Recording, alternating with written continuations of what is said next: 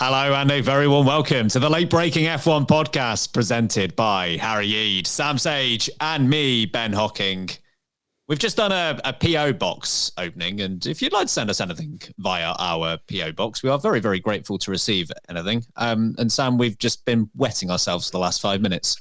Yes, I may get a certain appendage out for Pierre Gasly, and that item that I've received in the PO box may reference a certain item that comes out for Pierre Gasly. So appendage, that's awful. I'm surprised you've got an opinion on it, mate, based on what you received. Yeah, well, we won't spoil it, but that PO box opening involved Nicholas Latifi, a fence, and a sausage. We had a great time. All good stories start that way. Sounds like the start of a joke. They all walk into a bar. Good.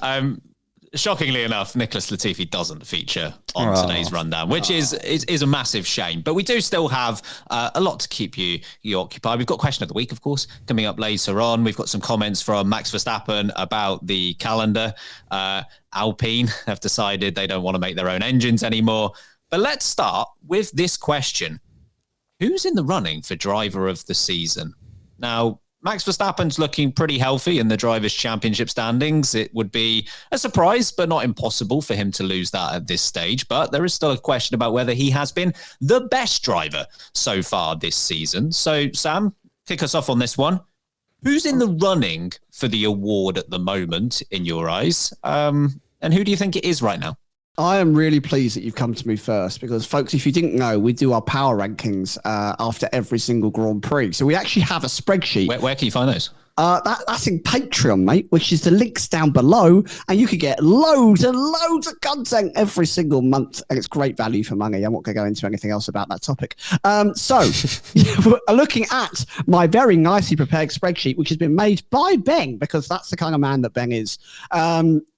First place for me currently, I'll give you a spoiler there, a little tidbit, is Charles Leclerc. Charles Leclerc leads the way. And I really do think he is having a sublime season. The consistency of drives that he's producing with the level of car that he's actually had available to him for a lot of the Grand Prix. Whilst the car's not been god-awful, we have had some absolute dire moments throughout the season where, strategy's gone awry, upgrades haven't gone in the right direction. They seem to struggle with tyres for a long period of time. And then suddenly they've turned it around, so much so that Belgium, Netherlands and Italy, I gave Leclerc 3 consecutive 10s in a row. That's how good I thought he was.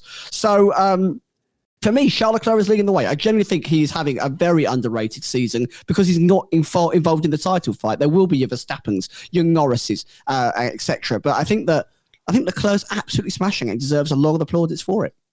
Is anyone outside of those 3 names in contention?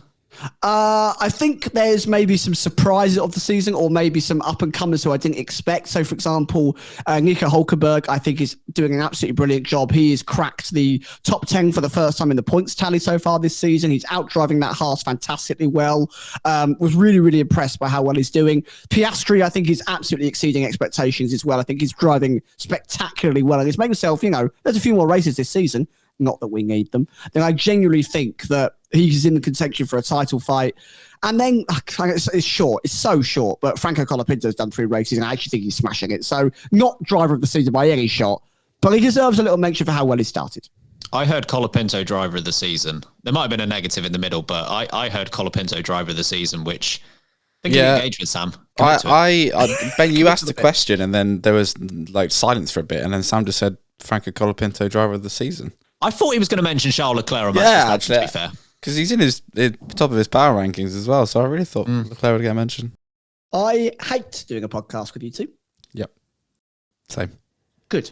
I love you both. I don't know why you're being so negative. They're morons. Harry, do you think that... What names do you think are in contention? Who's been driver of the season so far for you? I agree. Leclerc is definitely up there. Piastri, I think I would put up there as well. He obviously didn't have as good a start to the season as Norris did, but what he's done since then, for me, is cementing him as one of the drivers of the season, if not the driver of the season. Verstappen again is another one you can't look past because of how well he drove when the car was dominant and really good. But actually, and I feel like a lot of the time it goes under the radar. Some of his performances when the car has not been, where the car is now basically, where it's not been, the fastest or the most dominant, arguably even more impressive, because the fact that he has, I know there have been mistakes from others like Norris, etc., and Ferrari, but the fact that he still has the lead he has is down to the fact that he's driving so well in a car that clearly isn't as quick as it used to be versus competition. So I think the three for me are Verstappen, Leclerc, Piastri.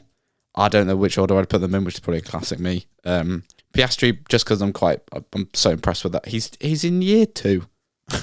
Which I feel like is forgotten quite often. He's not finished. Norris fans are going to storm your home and pull you out into the street. Well, he needs to stop bottling it, doesn't he? I thought I was back. Oh no! I'm only teasing you, Lando Norris fans. But he's not driver of the season, so yeah, I'll go with those three. I think the argument you made for Verstappen is a very fair one, in that what he's had to do this season, I think, is quite different to what he's had to do in the last 2 seasons. I know Ferrari threatened a challenge in 2022 for, what was it, 3.5 races or so? Threatened doing a lot of heavy lifting there, mate. Well, especially for a short amount of time. It's like running at you in the dark with a marshmallow in your hand. Really? So initially you might go, whoa, and you go, oh, actually, it's just a marshmallow. It's just a marshmallow. I'll join you in eating it. Just Charlotte Claire. It depends on the situation. That still might scare me, But yeah, I think Verstappen, you've sort of alluded to what he did at the beginning of the season and what he did, what he's been doing since then. I almost think with Verstappen, it's almost been in 3 parts, where he had a dominant car, where he had a car that was capable of winning, but he's the one that made the difference. And what we've got now, which is the car's just not there, and he's having to maximize whatever's put in front of him on every given weekend. Like, if we're going to take those 3 stages in turn, I don't think any of us would have said at the beginning of this season how valuable it would have been for Verstappen to mop up those race wins. Because if he wasn't as on the ball as he was to start the year, he'd be in a spot of trouble now. Like, apart from Australia, which obviously wasn't his fault because he DNF'd through a mechanical issue. Bahrain, he was superb. Saudi Arabia, he was great. China, he would have won that by about 5 minutes if there weren't for a safety car. In Japan as well, like 4 of the first 5 races, he was so dominant, and that's really helping him out now in the championship. But then it almost went into he can win, but it's a struggle territory. But he did win. Like, he won Imola, he won Spain, he won Canada. Those 3 wins were very impressive. Again, if they go Norris's way, we're looking at a very different picture right now. And then, of course, you look at the more recent races where Singapore and Zandvoort, he too finishes. He's doing everything he can in those 2 races. Silverstone, he shouldn't have been second in that Grand Prix, yet he found his way there. So I think the argument for Verstappen is obvious, in that his team might not win the Constructors' Championship and he will probably win the Drivers' Championship. But the range of ability he's had to show this year might be the most impressed thing I am about Verstappen so far. It's a shame that Hungary happened. Oh yeah, there've been blips. Hungary is probably the most, well, maybe not the most notable. It depends on what you think about the Austrian Grand Prix. I mean, I would say that was a blip from Verstappen's side, because I still do place blame at his feet for the incident with Lando Norris.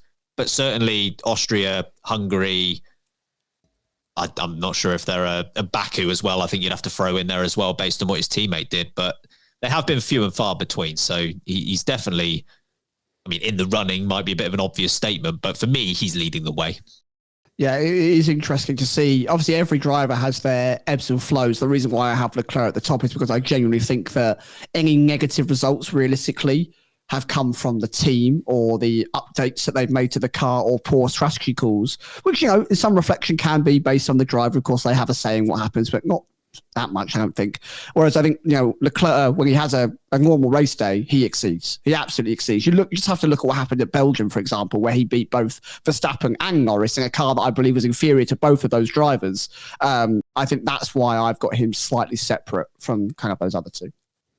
I would say that Charles Leclerc has had the most impressive 4-race run of the season of anyone so far. And it is that run that you kind of said about, Sam, where really from Hungary to Monza, he was phenomenal. Yeah. Monza was the standout because obviously he's winning in front of the Tifosi.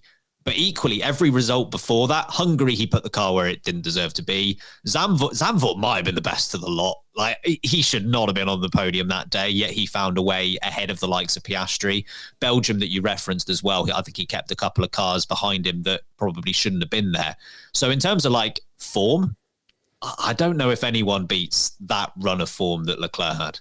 Yeah, it is interesting. Have you two got anyone that kind of jumps out that we haven't mentioned? I think Fernando Alonso maybe deserves a little bit of a mention over the last few runs. Yeah, he would be on there if he didn't have that kind of an uncharacteristic dip for Fernando Mid-season Alonso. blip, right? Yeah, he started off strongly. I think he lost a bit of interest along the way, which is fair enough because he's old. Just forgets where he is. Yeah, why am I here? No, but I think just the car. He was out driving that car for most of the beginning of the year. I think he obviously lost his way a bit on whatever setup or the upgrades that Aston Martin brought. But he's been back on form very much, I guess, since the summer break, you could say. And yeah, if he hadn't had that sort of lull, then I think he'd be in amongst Piastri and Verstappen and Leclerc for me. But I think he's a fair shout. It's fair to say with Aston Martin, 2 Lance Strolls in the team, they're battling with RB and Haas right now. And they're not. They're nowhere near battling those two teams because of the amount of points that Alonso has accumulated, particularly early in the season when the car was a little bit better. But Fernando Alonso is the reason that's not a fight, which I think he deserves credit for. Yeah, I'm not going to reveal the places of where they are in my power rankings, but the drivers are 11 places apart. You've got to pay for that, folks. Yeah. So that should taste it for free. You've had your 1 month trial. Do you think Lando Norris could still win? I mean, we say this award, we're just creating it. It's not an actual... the LBs are coming up soon. The LBs are prestigious. Very fair point. Clives, I apologise. It is a fair award. He's crying in the cupboard. We're thawing Clives out as we speak. Get him out of storage. Just needs a bit of defrosting time, doesn't he? New listeners are going to be like, what on earth is What are you Clives? talking about? You'll find out. You will find out at the end of the season. But Lando Norris, Sam, like, what does he need to do in the last 6 races for you to be driver of the season? I think he's got to push Verstappen all the way to the end of this season. You know, no bottles, no mistakes, no mucking up the first lap. He's got to be pretty much as perfect as can be to mount this championship fight. And you know what? If it gets to Abu Dhabi and he's won every single Grand Prix, but Verstappen's finished second, at the end of this season, I'll put my hands up and I'll go, there was mistakes along the way, but you gave it a bloody good try, especially how good Red Bull were to start the season. And for me, that would allow him to challenge for the very, very top for driver of the season. I have been harsh on Lando Norris so far this season, and I think rightly so. I do think he deserves the criticism, but there's no shying away from the fact that that boy has immense pace. He really is setting up a challenge against one of the greatest that we've seen, and I do think that he's driving a sublime season. He just needs to carry it through the last 6 Grand Prix. Tough to do under pressure, but I think there's some drivers that could do it. Let's see if Norris is one of those. Sam's bar for Lando Norris being driver of the season is win every single race now. 6 out of 6, my guy. Hey, by the sounds of it, if he wins 6 out of 6, he might just crack your top 10, Harry. Yeah, this is bad. No, I'm being harsh. Piastri's still number 1. He's on the bubble as well. We were doing 3-word summaries last week. I'll do another one for you for free. Do Singapore again, basically. Just 24 times. 24 times. He won't win the other Grand Prix, though, if he's at Singapore. Yeah.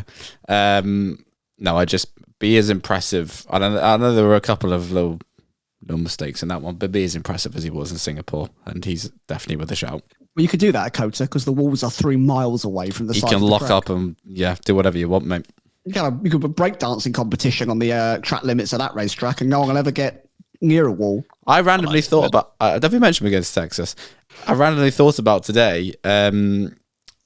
Lance Stroll absolutely sending it on Daniel Ricciardo while we were sat last year. We're the only 3 people that saw it. Yeah, What a move. absolute send that was never shown. It's one of the best moves I think I've seen live in person, and it's never been on the telly. Lando Norris, I think there have been some missed opportunities along the way, and that will probably keep him from at least winning the award in my eyes. Certainly, Monza you would look at and say, starting on pole, Yeah, gotta seal that one, mate. But also Monaco, just to look, I mean, Piastri was fighting Leclerc for the win that day. Norris wasn't able to pull out the same job in qualifying as Piastri, which is pretty much the only time all season that Piastri's actually been better than Norris in qualifying, was at a track where you really need to be better at qualifying. So look, Norris is in the fight. He's had some great results so far this year. Similar to Verstappen, I think Norris probably deserves more respect than what he gets for what he did at the beginning of this season when the car wasn't as good as it has been the second half of this season. I still think his Chinese Grand Prix second place might be his best result of the year. Like, there were a few like that towards the beginning of the year where the McLaren of now was not the McLaren of then, yet he was fighting where Piastri, quite frankly, wasn't. That's the difference between the two drivers so far, really, is just how Norris started the season. So I give him credit for that. For me, it's between that Grand Prix in China and the Netherlands. I think he ran away in the Netherlands way more than I ever expected him to at that point of the season. I don't know if the car had the outright dominance it has right this very second. It was still on that slope, and I think he drove sublime around the Netherlands. Okay, let us know who you think has been driver of the season so far and who could still win that depending on what happens in the last 6 races. Do you agree with us? Should it just be Max Verstappen full stop? Are some of these other contenders in the mix? Let us know. On the other side, though, we've done a lot of positivity towards the best drivers of the season so far. It's time to throw in some negativity because it's Alpine time. Scrap Heap Challenge. We're so back. Every podcast they get a segment. Welcome back, everyone. I mean, this news has been on the cusp, should we say? Brewing. It has been brewing. It's been brewing whilst Clives has been defrosting. But Renault has confirmed it will not produce power units for Formula One under the new regulations set for 2026. As a result, Alpine is now searching for an engine supplier for that 2026 season, with reports suggesting ongoing discussions with Mercedes to secure customer power units. Renault's F1 engine facility in Viry-Châtillon will shift focus to developing on other technologies for the automotive group. This new engineering hub, named Hypertech Alpine, will launch later this year and take on multiple projects, though, of course, not F1. The team has previously assured that the changes at Viry-Châtillon will not result in redundancies and reiterated this commitment in Monday's announcement. Alpine CEO Philippe Krief described the transition as a turning point in the history of the Viry-Châtillon site, emphasizing that racing DNA, not wrong, emphasizing that racing DNA remains a cornerstone of the brand. Sam, I think we can probably move the discussion on from surprise at this stage. We have discussed this on the podcast a couple of times before. It has been brewing, as you say, but it is now official. Your reaction to that news? Yeah, firstly, I just want to say well done on that French pronunciation. And yes, thank God it wasn't me, it would be a nightmare. So I'm really glad that you read that out and not me, because I don't know what I'd be calling it, fish and chips or something like that. It would have been bad.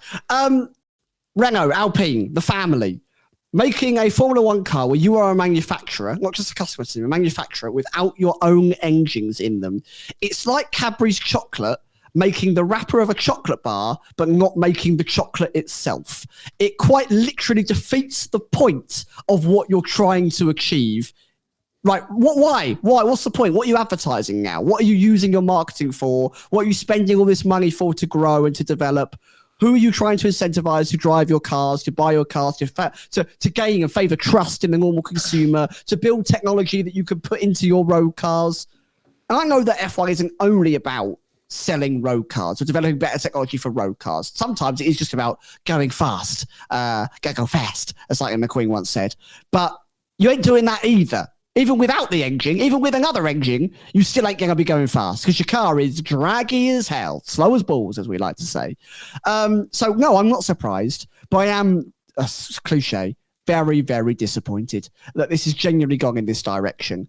I can't fathom that removing your engineers and having to reshuffle the entire engine building department into this high-tech combination unit and hope that they've got some interesting projects to work on is the direction that is rightful to go in. You've got some intelligent, brilliant people on your team. You don't seem to really know what the projects they're working on are. This high-tech unification is quite new, I think, in terms of the direction they're moving in. The only positive from this is we won't see redundancies. That is genuinely, I think, the only positive, that you've assured these people that they will have employment after this decision. But why bother being in Formula One at all at this point? Why bother? What are you gaining? I don't understand the point here. I'd rather you sell up to a team that is able to bring in a new engine supplier. God forbid we get one that applies. You know, I'm not sure we've had one, speaking about Formula One, who wants to join anytime soon. But if you can maybe open that door, I genuinely think that more worth would be supplied to the likes of Formula One. It's a baffling and bizarre decision. Baffling and bizarre. Harry, do you agree? I mean, yes. It's a good, lovely conclusion. The most Alpine thing about this, they've announced this, but haven't confirmed what engines they will be using. None engines. Why bother? Make them slower. Yes or no? No. Much quicker, lighter. Fred Flintstone it all the way. Why what's the... I know they got a bit of time, but there's not even like there's a plan. And this gets to my next point. Do you think it's done behind the scenes then? Like, are they confident enough that Mercedes will happen, that they can go? In which case, why not announce them at the same time? Exactly. But like, which sounds like they don't have it lined up, and that's stupid. But it's Alpine, so like on brand, brother. Very on brand. So I don't understand that one, because it's been on the cards for a while, but they were under no pressure to say this officially. So why bother saying this now if they didn't have the next engine lined up? So that's bizarre and baffling, as you say, Sam. It does reek of the fact that there might be a sale of the team coming, which you know, AWOL Nation. Yeah, that's niche. That is some niche banter. Great song though, but it does reek of that. And you know, Flavio Briatore's been brought in. We saw a lovely video of him in the factory the other day, and everyone looked thrilled that he was there again. Has he just been brought back to be the bad man in all this? Yeah, probably, and he doesn't care. Yeah, exactly. I've been a worse man before, so I'll do it again. A very bad boy. But all of this just reeks of they're getting ready to sell the team up, and which, like you say, I don't think it's a bad thing, but just get on with it at this point, because it's pathetic what you're doing. What is the point? What are you saying about your brand? The Alpine brand is not worthy of making an engine in F1, and I guess their argument will be, well, McLaren are a customer team and they're doing well. But how long has that taken McLaren to get there? So long. But they've always been a customer team. Yeah, I mean, there was a point where they weren't with Honda, and that went terribly. So they went back to being a customer team, and that was in 2020, I think. They got Mercedes engines. Maybe 21? No, it was done by 2020, wasn't it? Yeah, 2020. But even then, McLaren was still technically a customer team, because they're not making their own engines. They're not McLaren made. No, I know. Well, yeah, exactly. So it's even more. Anyway, I'm sure that comparison has been floating around to the execs' heads as a solid justification for this. But I'll give you a pointer here. It's not. That's not the same. You're not the same as McLaren. So yeah, this is why bother him. Why bother him, Alpine? And if you're Pierre Gasly, you must be thinking, I should have stayed at Visa Cash App. Please send my contract to Andretti at once. Yeah, anyone. Audi, do you want me? I've got this Alba. I can't do anything. Yeah, it's just I don't think it's not going to be the end for the team. And either way it goes, they'll be either sold or they'll carry on as a customer team. But it's just, what's the point in Alpine now? You have just made me realise why they are able to keep re-signing Yuki Tsunoda, because the whole pitch of Red Bull is just look at Daniel Ricciardo and look at Pierre Gasly. They both regret it, Yuki. Yeah. Great pitch. Yeah. To your point, Sam, I've gone far past the point of anger at this, just to the point of it's sad. Yeah. It is genuinely sad. This isn't like... They haven't been around for 2 minutes, even though the Alpine name in Formula One is relatively new. Renault have been around in F1 since the 70s. Like, they have built themselves into believe it or not, a credible name. They have been an important name in this sport's history. They have won championships. And to see it, I'm going to say end like this, at least in its current form, to end like this is quite sad. And I think there is an argument to say that Alpine have probably looked at what McLaren have done and gone, we can replicate that. Because McLaren, there is a very good chance they will become the first, let's face it, true customer team to win a Constructors' Championship since the days of Red Bull Renault. Ironically indeed. So you have to go back over 10 years for the last time that happened. And they're probably just thinking in this era of F1, in a cost cap world, like maybe if we were to get rid of responsibility of the one thing that we suck at, which is engines, everything else might be great and we'll be fine. The problem is McLaren did that and it didn't work, at least not initially. I know McLaren are having success right about now, but as soon as they got rid of Honda, it didn't all click. There were so many other things that needed to happen before they could get back to the point of competitiveness. And I think Alpine might be in for a rude awakening that it's the same thing for them as well. They've argued over the last few years that they are at a disadvantage compared to the likes of to all the other engine manufacturers, because when the engines were froze, they weren't on an even playing field with the others. And maybe so, but this move indicates to me that actually they just don't have the confidence in the building to deliver something good for 2026. And like I said, it's just for such a staple of F1, it's a bit sad. For Alpine long term, I don't know what the plan is. I haven't got a clue. I'm confused because there's almost three key examples you could look at in Formula One right now that almost shows periods of the journey that Alpine actually need to go down. And it's not chucking the engine department out. It's not becoming a customer team. If they think that the engine is their only issue, they're in for a rude awakening when they do sign someone else on. But they need to look at Williams, they need to look at Aston Martin, and they need to look at McLaren, who I think are the three periods of the journey that they need to go on. Williams are right at the start of that journey. You know, James Vowles has been in that role now for 18 months, nearly 24 months at this point. And he has stripped back the entire personnel in that team. He's rebuilt it from the ground up. He's implementing his culture. You've seen how he's brought in Albon is kept, Sainz he's signed. Pat Fry is now there, ironically taken from Alpine. So someone you had who was fantastic, that's trusted by many. They are on the start of a journey and they are being clever with their developments. You look at Aston Martin.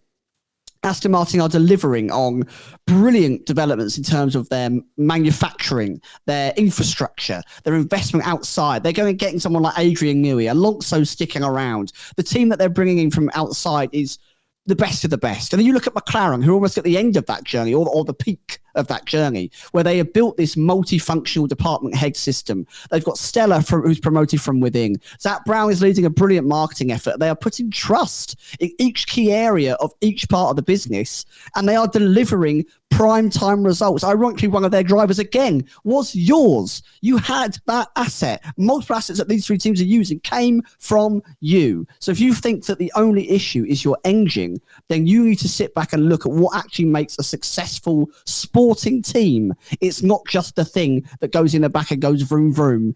There's a lot more to it. And I think they're going to be very upset when they find out that a Mercedes engine is not going to snap their fingers and make it all better. I just realised we made this joke, but it's not really a joke because it's kind of true. A few months ago, I think. But when things are going wrong for Alpine, they just don't know what to do, so they fire people, and it's got to the stage now where they've fired their own engine. Rang out of human beings. Yeah. No more humans left. The engine's got to go. I'd be surprised. The machines. Yeah, by the time we get to next year, they won't even have tyres.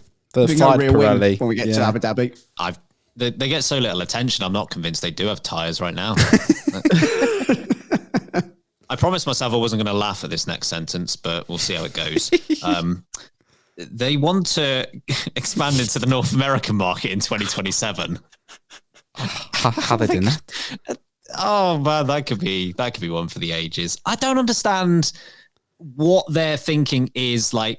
The presence of being in F1 is worth something, but at that point you have this Alpine brand, like it's been around for a while, but it was revived. You're trying to establish it, and the way you establish it is we're going to go into a new market, but we're not in Formula One, the biggest brand exercise in the world. We're not going to be running our cars with our engines. Would you like to buy one? No, I'll buy a Mercedes that has a Mercedes engine that you've decided to use. Yeah, and you compare that to the fact that also, not only if they were winging with a Mercedes engine, you might go, okay, yeah, cool car, cool design, I can get on board with this, but you're also ninth, right? The only team you're beating, as we've said, is an actual toaster. It's not a real car. I'm not convinced that Valtteri Bottas isn't running around with one of those Red Bull soapboxes and hoping that no one notices at this point. It's that bad. So you're beating, I don't know, it's like Ian the Cat making a race car. It's never going to be good, is it? So why would any consumer want to do this? Why now? It's like, have you ever built a strategy and you've gone, okay, we need to set our KPIs and what's going to be one of the key performance indicators? What's going to be our goal here? Sell more cars in North America. I thought they've just plucked it out of thin air. They've just decided that sounds good. Stick it on the tin and hope people go for it as a positive for shareholders to be happy. Mainly because I think they've got celebrity investment and they've gone, a lot of them are from the US and gone, we'd like to grow this market in the US. I think that's where it's come from. It's mismanaged. It's misdirectional. It's confused. I don't think they've got a clue. Of course, the bad news is that, I don't know, the FIA and F1 might not like this news because, Andretti not allowed in the sport because being a customer team, that would be damaging to the brand and it would be doing more for the team than the team would be doing for F1. Anyway, you've had enough time, Alpine. On the other side, oh God, Mohammed Ben Sulayem. On the other side, we've got comments from Mohammed Ben Sulayem. For goodness sake. It gets better, this show. Welcome back, everyone. Earlier this year, the FIA introduced a new track limit solution at the Austrian Grand Prix, which seems to have solved a long-lasting problem at the Red Bull Ring and could potentially also be used at other circuits that are used by both F1 and MotoGP. When Autosport asked Mohammed Ben Sulayem during an exclusive interview if he felt that the FIA has received enough credit for solving this particular problem, Ben Sulayem replied, "No, we will never get the credit. Impossible. We'll only get rubbish. That I know."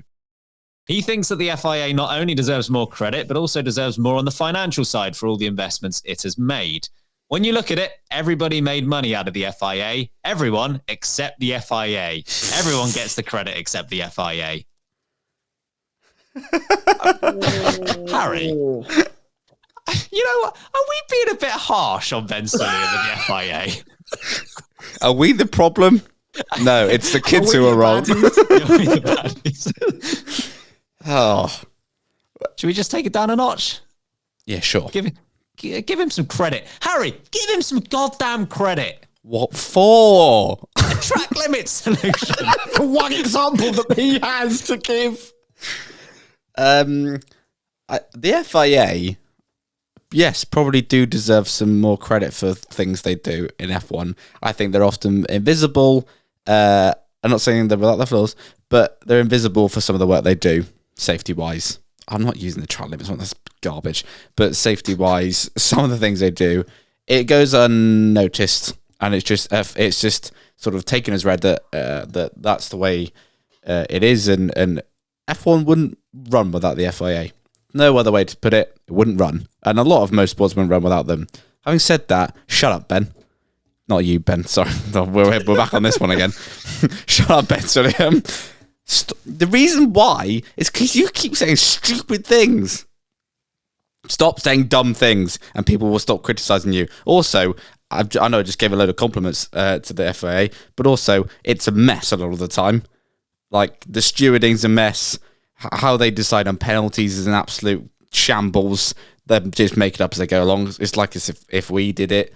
And there's no unfair criticism of the FIA. We don't want to criticise the FIA. We would like to not criticise the FIA. I mean, we'd have less to talk about, but also we would like. We'll take it. We'll take it because you drive us, particularly Ben Hocking's blood pressure. You drive it through the roof. So yeah, it's not unfair criticism. If you do things well, you get compliments. And we will compliment you on things being done well. The problem is, it doesn't happen very often. And that's why we don't say it. So please, Ben Sulayem, stop saying stupid things. I mean, it doesn't help the person... I miss John Tott. very much so. I'm not saying he was perfect in charge of the FAA, but he just got on with it and didn't open his mouth. Or if he did open his mouth, it was so unharmful and probably backed with fact that it didn't matter. Whereas every time Ben Sulliam says something, it makes me want to punch myself in the face. One for you, one for me. One for you, one for me. Do you know who we need to step in and do the role of FIA president? Rob Marshall would have none of this. Oh, good old Rob Marshall scaffolding. Life would be a quiet place. Big up, Rob. Right. We are the Rob Marshall Stan Club over here. I was going to say, should we just, next episode, should we make it an FIA appreciation episode? Very just to short show episode, Ben mate. Sulliam we care, you know? Yeah. For the avoidance of doubt, Mr. Ben Sulliam, Lord Sulliam, All hail. I give you credit for the Austrian Grand Prix. Well done. Because in 2023, we had 1,200 potential violations of track limits to look at the end of the Grand Prix, and there were 8 post-race penalties. There was nothing like that this year, due to your incredibly innovative solution of gravel. Which we all came up with 2 years ago. Hey, gravel and AI, to be fair. And I don't want to... AI gravel. I don't want to burst his bubble. Like, I don't want to do unnecessary things to his cornflakes. But gravel's been around a while. It's not new on the block. Ron Dennis is hanging in his front garden for years. Gravel, fun fact, older than me. Should we get you one of those timelines that they do on Twitter where it's like gravel, bang, dinosaurs? This is where Ben Sulliam next year goes, we're going to make race circuits safer. We're going to introduce catch fencing. Oh, God. You heard it here first, guys. Granted, yeah, AI is a little bit more new than gravel. But even so, like middle 2024 still isn't trailblazer category when it comes to AI. Like it's not brand new. So I will give him some credit for the solution, but also you were quite late to the party. To your point, Harry, there is a reason, and I think Ben Sulliam fails to grasp this. I'm going to go into the Sam Sage box of analogies here. Here we go. If I'm walking down a street and an old lady has dropped her shopping bag and I pick up her shopping bag for her, that is a good deed. If my next action is then to hit her over the head with it, that undoes the first thing. Reeks of Lily Allen, what you just said. Yeah, LDM. Yeah. Fun fact, no. It's just, I don't think he understands. Like, you can't just, for example, he baselessly, or his organization baselessly, went ahead and investigated Susie Wolf at the beginning of this year for a conflict of interest. And now he's standing here like, yeah, but track limits at Austria. It's like, no, the first action was bad and the second action was your job. So, you know, the bad thing is what people are rightfully going to focus on. If I can summarize this in one sentence, it would just be, you do get credit for your wins. They're just smaller than your losses. That's kind of the FIA. Like you do have your occasional wins, but then you just overwrite it every time with something monumentally stupid. So there you go, Mr. Sulliam. Sorry, Lord Sulliam. Sam, what do you think? The FIA is a governing body. It is here to help and assist and allow these sports to grow. And that's all it should be doing. It is meant to be a silent organisation. You're not meant to hear from the FIA. They're not meant to be celebrity status. Ben Sulliam should not be walking around, lauding himself over F1 drivers and being on the camera all the time and having his word at every single event. You should be silent, getting the job silently. Enforcing track limits correctly at a racetrack is quite literally your job. Do I expect extra praise for doing my actual job? No, it's what I get paid to do. It's quite literally what I'm meant to do. It's in my job description. Running the FIA is part of policing, track limits, safety, all part of your job. Do you know what isn't part of your job? having women coming up to you and saying that, hey, a few years ago, you did something a bit controversial. I actually not very happy with it. Or taking Susie Wolf to essentially the public lawyers, aka journalism, and saying, oh, I think we need to investigate you. Or maybe taking Lewis Hamilton to the public school of wearing jewellery in a race car. Or maybe saying that we can't speak negatively about stewards anymore because you can't have freedom of speech, even though it's all relatively fair. Or actually comparing swearing in a race car to rappers. Honestly, shut up. Do your job as you're paid to do. You get paid a bloody fortune, a lot of you. So you think here we don't get enough money. Look at the real world and see the lot of us who barely get paid a penny in comparison to you, multi-millionaire Ben Sulliam, and realise you are doing your job. It is your job to facilitate and allow these things to happen. You are not the show. You are not the star of the show. You should not be what we're talking about. The fact that you're even a topic again on this podcast tells me you are not doing a good enough job. I should not be discussing you this often. I should talk about you once a year to say, oh, the FIA ran another good year of the Formula One Championship, didn't they? Brilliant. We'll move on. And that, it tells me you've done your job perfectly. Never spoke about Jean Todt this much, ever. I mean, I was 10, but equally, never did. So wind your neck in, Ben Sulliam, and start doing your job quietly. And in a year's time, if I haven't mentioned you, I'll write a song about how much we think you're great. Clip that, Kirsty. Guarantee it won't happen. Come on. Hey, we've got the appreciation episode on Sunday, so that song will be a part of that. I won't be attending. We are really getting through the late-breaking greatest hits on today's episode because we've covered off Alpine, we've covered off Mohammed Ben Sulayem, which leads us nicely on to calendar chat. Of ours. Courtesy of Max Verstappen, because he had some comments on this. He said, I've always said it's quite a lot of races that we have in the calendar, but I think for me, it's more just traveling with the time zone differences between Vegas and Qatar. You're flying almost to the other side of the world again, which I think we can do a little bit of a better job if we do triple headers. They're a bit closer together. For me, that would make a bit more sense. So that's probably something that we should take a look at. Harry, it is a little bit odd how the calendar's formed the second half of this season, isn't it? It is. If you look at how the rest of the season's formed, it's a bit strange.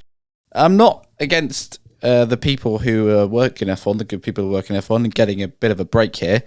That is not a bad thing at all. And for people whinging about the fact there's a long break, I've got one thing to say: grow up. Didn't see that coming. Yeah, Honestly, get t-shirts, mate. That's floored me. However, why not just make the season a bit shorter? If we can afford to have 4-week gap, Less races? have less races for one, or let's just squidge this up a little bit, and then everyone in F1 gets a nice bigger break at the other end of the year in the winter. This does seem a bit. They've got better with the scheduling the past couple of years. F1 still not perfect, evidently, but especially when we still have the Las Vegas to Qatar back to back. Oh, we do. Within a week. Again, we've got 4 goddamn weeks to play with here. You could just shove everything up a bit and give everyone who works in F1 the opportunity not to have to fly from Las Vegas. They have to be put together because we've got no other races that take place in America or the Middle East. Sure. Exactly. Come on. Yeah. Well, it's not like we're going to the US Grand Prix next. No. Are we? I didn't know that. Oh, well, we are. Yeah. Are we doing a show? Have we announced that? We should actually promote that. Next episode. Anyway, yeah. So this is it's a bit silly, and again, this is not for my arguments, not for selfish reasons of it's too long to wait for F1. I'm not that bothered about that. It's just a silly way to schedule it. Why do we have another 4-week gap when we could give people more time? Either side of the year, because F1 is so packed at the moment that it's not like they're going home and having a rest. Whereas at the end of the year, they can go home and have a rest. So, or at least more of a rest, I should say. So yeah, it's a bit of a silly one. I don't mind it from a fan point of view, but actually just from people who work in F1, there's a better way to schedule at the end of this year. What do you think, Sam? Yeah, I think the appeal that Verstappen's put out about having a 4-week gap between Singapore and Kota is a fair one. We do have somewhat, it's been dubbed the autumn break, which is a new concept considering how long the season is now, how many races we've got. The fact that we've got another 4-week gap is pretty impressive that they fit all of these Grand Prix in, and we've had a summer break, and we had quite a large break in spring. I think it was a 3-week gap between Grand Prix, and now we've got a 4-week gap in between Singapore and Kota. So that is, I agree with him. It doesn't need to be a month-long break. I am, on the other hand, very much in favour of a 2-week gap between continent changes. So if we are going to fly from Singapore to the Americas, I think a fortnight makes a lot of sense. You get time to allow yourself to establish yourself within the time zone. You get to adapt properly. Your body gets to relax. The people who work in setting up and, putting down the whole grid area, which is a lot of work and it's very tiring, they get time to actually relax into it and allow themselves maybe an extra day or two to really settle into things. It feels safer, healthier for everyone involved. But as Harry's already mentioned, there's enough weeks that are empty that you can squidge things up just a little bit here and there. That means that we get a fortnight break, not a 4-week break, which just feels really quite bizarre. The season could overall be shorter. I do think we're letting this run on a little bit too late in the year for no real reason.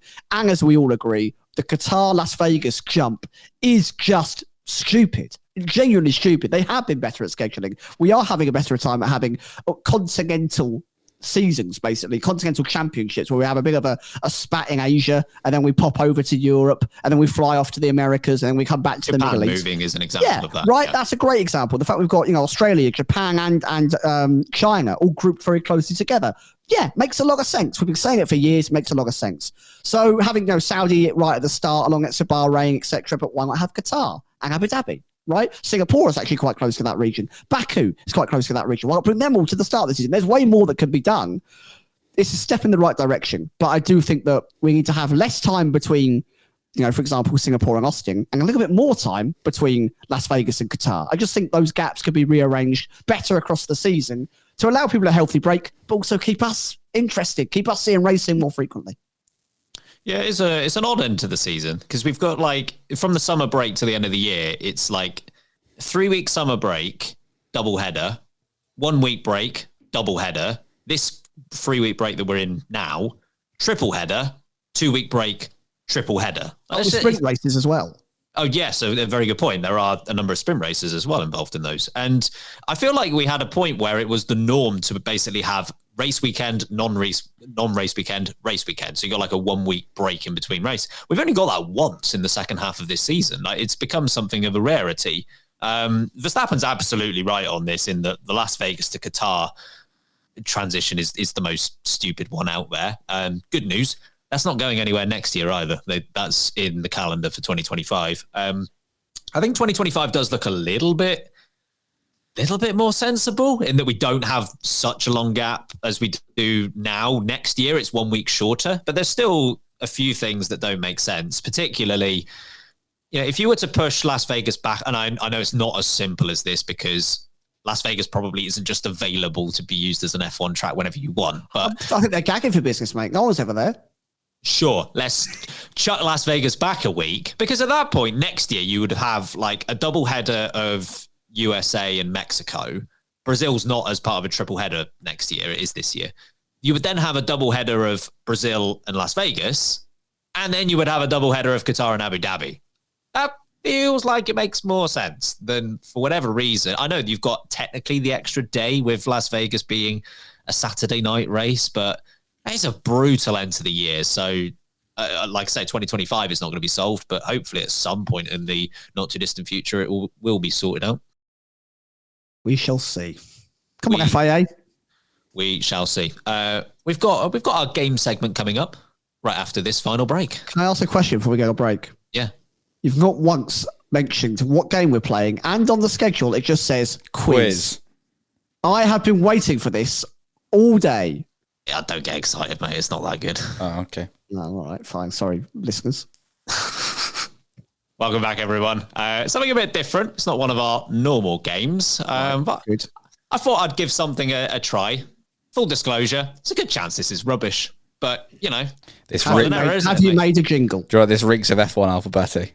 Yeah. Hey, don't talk rubbish about F1 Alphabetti. There are at least 2 people on Patreon that love F1 Alphabetti. I love measuring drivers' knees. No, it's a numbers orientated game, but don't be scared by that. I'm terrified. If you are able to, chaps, Can you note down these 10 numbers? Oh God, no. Okay, hold on. Oh, you actually? All right, hang on. Hold on. Okay. Yep. Okay, ready to go. Okay, these are your numbers just to write down now. 8. Yep. 9. Right. 19. I was about to say, if you say 10, I swear to God. Okay. 24. Is this bingo? Yes, it is. I've tried to hide it for as long as possible. 27. 28. 31. Beng's lottery numbers. 47. 88. And 99. Okay. Sweet. It's a great game. I enjoyed that, Ben. Right. Anyway, that's actually the game. Question of the week. You now have to read them back, and whoever's got one wrong loses. The quiz here, you're going to take it in turns, and you are going to pick whichever number you feel most confident about by telling me what driver races or raced under that number, 2014 onwards. This might be my favourite game of all time. I'm going to instantly lose this. Okay. So what do we need to do? Well, we'll start with... you can go first, Harry. Okay. You pick whichever number you feel most confident about and tell me which driver is currently racing or has raced under that number. 99. Who have you got? Robert Kubica? Oh, it's a great start, mate. No. Oh, man. I'm sure I literally watched the 2021 Italian GP the weekend, and Kubica had 99 because he replaced Raikkonen. Sam, you can have a go. Can I have a go at that one? Sure. It's Giovinazzi. Have you found like a snag in the game, Harry, where like he used an FP1 session and used Giovinazzi's car? Because that's really disgusting if you've done that. Hang on a second. Allow it. Harry's right. Hang on. I'm gonna Google it. I'm just writing all my names down of the ones I can guess. He didn't race with the 99, like. No, he raced with the 88. So. Well. Oh, that's the next one. Oh, I can't possibly think what hint that gives away for the next one. Sam, what number would you like to pick? I'll pick number 8. If you said 88, then. You've got an easy one next time if you want it, Harry. Number 8, who have you got? Grosjean? Grosjean's correct. Yes, Grosjean raced with the number 8. I should have also mentioned with the 99 number, you said Giovinazzi. Do you remember who the other driver was of the 99? Sutil. It was Adrian Sutil. Well done. Could have said that. Oh, yeah, what's the rules on this? Is it the most recent? Is it? No, there are a few that 2 have raced under the same number, in which case you can give either of them. Some of them have only had just one, though. Grosjean is the only one who's raced under the number 8. Harry, do you want to have another go? 88. Sauber? Robert Kubica? Can you name the other one? More difficult. No, I don't know. No idea. Any idea, Sam? Oh, it's really how are we scoring points here? Just we can name a driver. Know, mate. You keep count. I might win this. Yeah, you actually pay attention. Sam, you win. Yeah, fine. Thank God. Some guy keeps counting how many games I lose. I need to step up. That's a fair point. He sends me a message every time. Be like, you suck. The other 88 driver, none other than Indonesia's greatest driver of all time. Rio Haryanto. Rio Haryanto is the other driver of the 88. Haryanto the sofa. What number do you want to try next, Sam? 24. And I think that's Zhou. It is Zhou Guanyu, yes. There's a lot of drivers in the sort of 20s, and I always forget which order they go in, so well done. Harry? 47. No, it's not Robert Kubica. Mick Schumacher? Yeah, that's correct. 47 was driven by Mick Schumacher. I actually don't know the answer to this question I'm about to ask. Do you remember why? There is a reason, and I can't think what it is. He chose the 47. I don't know. Is it a karting number? I actually don't know. No, it's because 7 was for his titles, his dad's titles. And 4 is something really blasé, like it's his favourite number, and he couldn't have 4 because Lando had 4 or something like that. He was maybe it was. I feel like 4 was a thing for him. Maybe it was 4 before that. I don't know. Anyway, Maybe. Anyway, yes, that is correct. Sam, back to you. I'll have 27. Who have you got for 27? Is that Hulk? It is the Hulk, and he's the only driver that's raced under that number. You got 4 numbers left, Harry. I've just done the most hilarious thing on my list. So I've got all the numbers and I've got all the drivers who I think it is, and I'm writing in brackets if I get them correct next to it. And in brackets, next to Hulk, I've just written Hulk instead of correct. You've got Hulk points. Hulk brackets Hulk. I don't think I know anymore. I'll be real. How many are left? 4 numbers left. Okay. Look a bit more order into this game next time, please, Ben. I don't want to play this game again. I don't know. I'll bail on the rest. Sam, can you run through the other 4? 9, I think, was Ericsson. It was. There was one other driver under the 9 as well. Oh, more recent or less recent? More recent. No, I don't know. Nikita Mazepin. That'd be why I don't know. Never saw his car. Didn't see him very often. Never saw the car. Memorable. 19. 19, Massa? Master was 19, yeah. 28, you've got 2 options for 28, neither of which are very obvious. Yeah, the only reason I know this is because it's Harry's favourite driver. That's I think he'll be annoyed that he hasn't got this. What, 28? Yeah. Is it Brendo? Got yourself a Brendan Hartley fan, I think do it's you? Brendan Hartley, yeah. I was The other one? too busy leaving him alone. He's baking out for Ocon. So yes, the 31 is... the other 28. The other yes. 28. No idea. Grumpiest man of all time. Will Stevens? Yeah. Well, that is a lucky number, 28. Hartley and Stevens. Oh, they went far. They did. Sam won by 9-0, I think. The only thing I'm good at is driving numbers. The only thing I can remember. how was that nil? I you just got to keep it disqualified you after the first answer. Oh, man. I love that game, Ben. I sense that will make an immediate comeback. Sam will petition for it. I'm I sure. will rally the troops. That's coming back. No name quiz. The numbers game. I didn't even give it a name. I didn't think it had much of a future, so I'm like, I'm not even going to give it a name. Yeah. Race to the... I don't know. Come up with a name in the comments. Harry, I've got some good news for you, mate. Do you? What is the good news? Because I've got a segment for you. For just me? For just you. And it's far better than that last segment we did. And it turns out it's also Admiral Akbar's favourite segment too. I forgot that happened. I am, of course, referring to the greatest segment in all of podcasting. It is the LB question of the week. It's a week.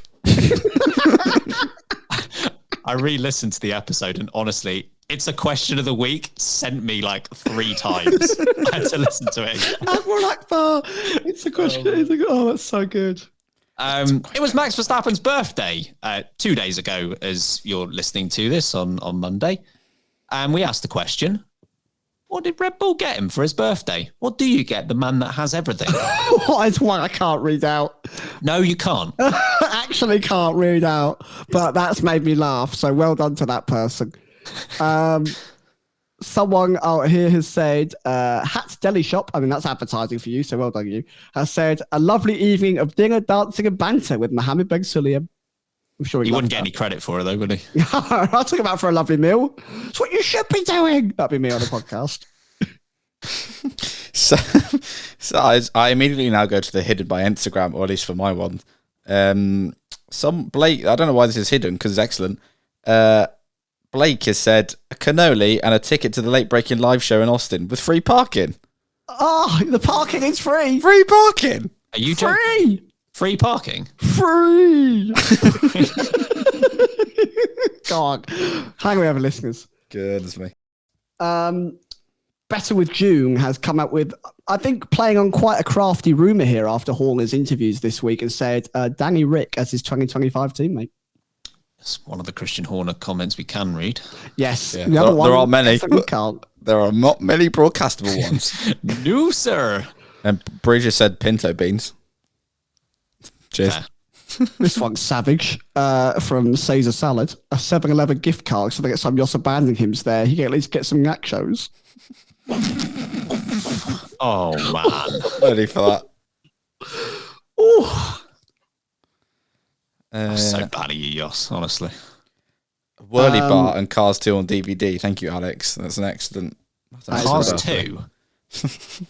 Cars 2? most people don't have it, so don't get Cars 1. Everyone's got Cars 1.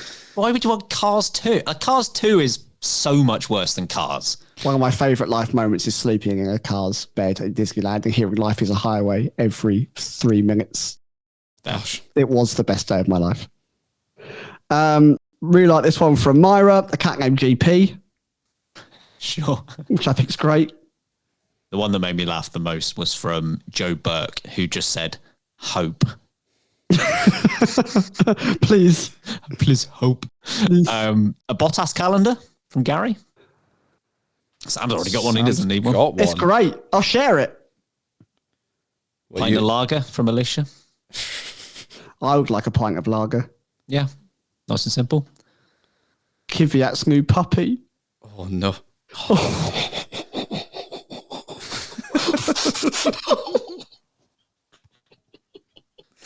Poor Daddy Kvyat.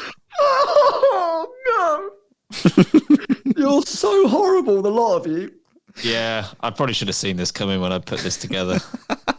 I'm going to hold my hands up. This is on me. Yeah, that's on you, mate. Some Yeah. of these are terrible. Yeah, I'll stay away from anything Verstappen, Christian Horner, or There's anything like that. too many remaining. about petrol stations as well. Seb Coffin, a shuttle bus to picking up from petrol stations. Come on. A rubber ring so you can keep the team afloat for the rest of the season. Nice. Very good, Rob. That's politically okay to say on the podcast, so well done. We found one then. Yeah, to be honest, there's quite a few comments here that we just can't say, so that's excellent. Have we said Misty's favourite, the doppelganger? No. Oh, where's that? A doppelganger to do his community service for him. Oh, yeah. Nice. Yeah. A smart idea, that. There's a lot of a new car comments, which I quite like. Yeah. I don't think we've ever got a Bob Barker mention in Yeah, so that's our good. comments before. Like London buses, are you? Yeah. They're everywhere now. Big up Bob Barker. Pick up the Barker. Woof woof. Bloody hell. That's never been said on any podcast ever. That's a new catchphrase. Pick up the Barker. Woof woof. Hey, we've already gone through our barking phase on this podcast. We're not doing another one. Anyway, Oh my God. Webb Smith said an otter in late breaking merch. If anyone wants to make that happen, I will have a great time. I like that. make I it think- end.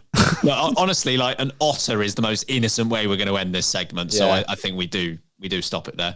Thank you very much to everyone who did comment on Instagram and on Twitter, to those of you that could be broadcast, and to those of you that definitely couldn't be. The rest of you, you're wrong uns. You know what you did. Yeah. Thanks, Harry. We'll be back with another one next week. And of course, in 2 weeks' time, we're going to be in Austin if we hadn't mentioned it already. So I'm sure there'll be something Austin-themed question of the week coming up very soon as well. Sam, for the love of God, please get us out of there. I can't believe it's 2 weeks until we're in Austin. That is actually blowing. Well, less than 2 weeks, right? 13 days as We'll be we there. 2 weeks record later, this. we'll be there. Oh, we'll be doing a photo shoot, and no one knows what's going to come out of that. So Not that's even going to be a us. lot of fun. Folks, follow us on social. You'll be able to see all of the updates from Texas. We'll be posting lots as we go. It won't just be standard classic LBF1 stuff. We will be kind of documenting our time while we're out there. So however that comes about, follow along. You can join in, come and see us if you're out there. It'd be lovely to meet as many of you as possible.